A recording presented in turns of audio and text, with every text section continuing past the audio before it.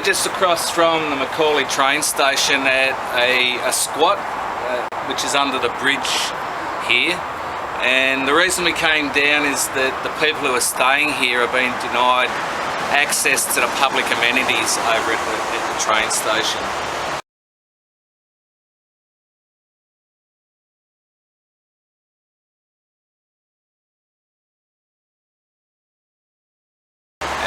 I'm with Ange, and we've been sort of going around the area and looking at where alternative public amenities might be for people to actually meet their basic daily needs.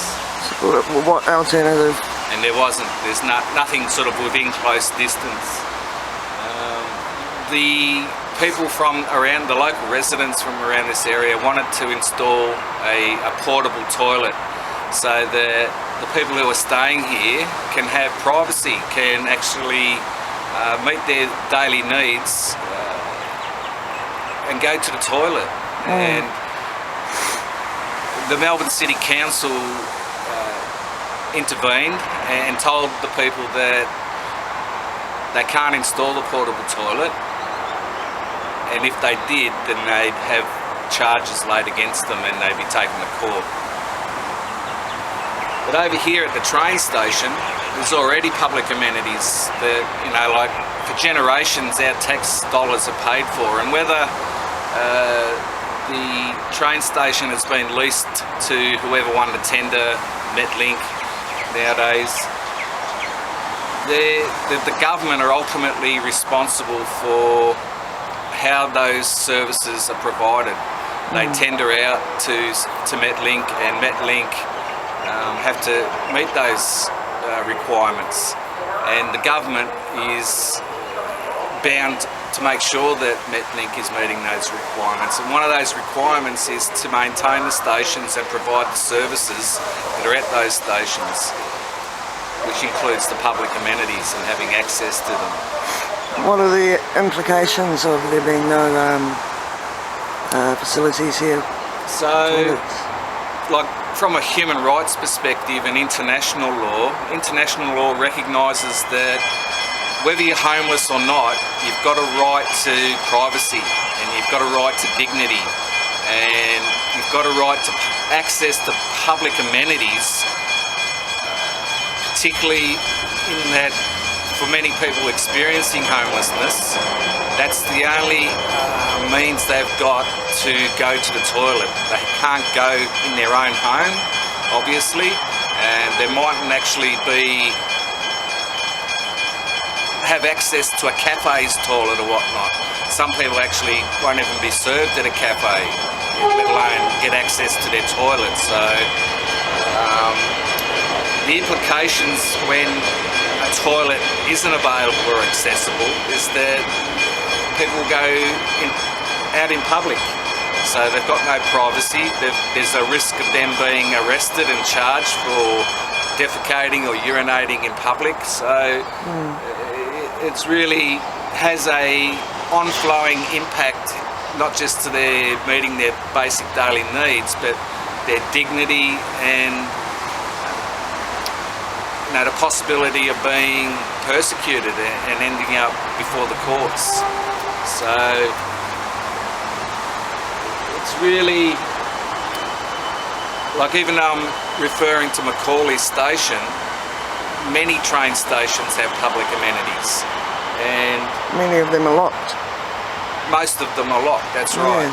So even though we're here sort of in particular about the portable toilet and asking, well, if the government isn't providing these services and access to these public amenities, then what right have they got to stand in the way of the good people, the public, who have gone, well, we see a problem here and we're concerned and we want to actually do something that can assist, you know, in people's having dignity and privacy and public health, because defecating in public spaces, obviously, you know, it's a health risk. So what right is the government to sort of say, no, you can't do something that's going to actually meet the real needs of the people? And, you I can sort of envisage, public safety, something might, opening the public toilets at train stations might come with people injecting in them, or... Do you think these people will be injecting somewhere else? Or? Well, it's a separate argument, a separate conversation that, well, there's a safe injecting room sort of conversation and going down that path. But where it comes to public amenities, an argument about what might take place there, why should that take higher precedence? Because that might not take place there, who knows? Why does that take precedence over the actual real needs of the people today to access those public amenities and actually use them to go to the toilet? How do they sort of come up with a justification that says something that might happen is more important than something that actually is happening? Yeah, I don't see any needles around here, or this place is actually pretty clean, hey? I mean, like on the outside here, there's no, it's not much debris and... Like, if you weren't really particularly sort of aware of what's going on around you, probably wouldn't even notice that under this bridge there's actually people staying here. Yeah. But if you have a look inside,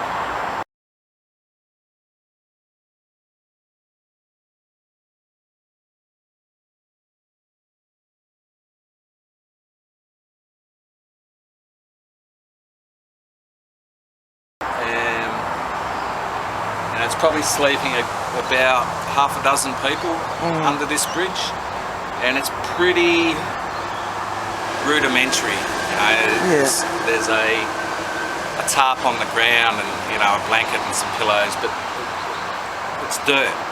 And I'm sure here next to the water there'd be a lot of mosquitoes, and so it's not the ideal situation, but people out of necessity, out of the failure of the public housing system, this is what they're forced to, these are the conditions that they're forced to live in.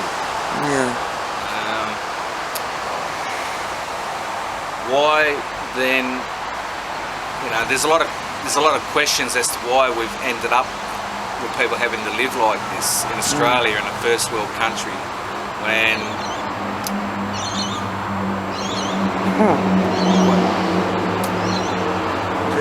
you got the government looking at carving New Start allowance and restricting youth and talking about the money that they'll save, but on the other hand, they haven't done anything about corporate tax avoidance.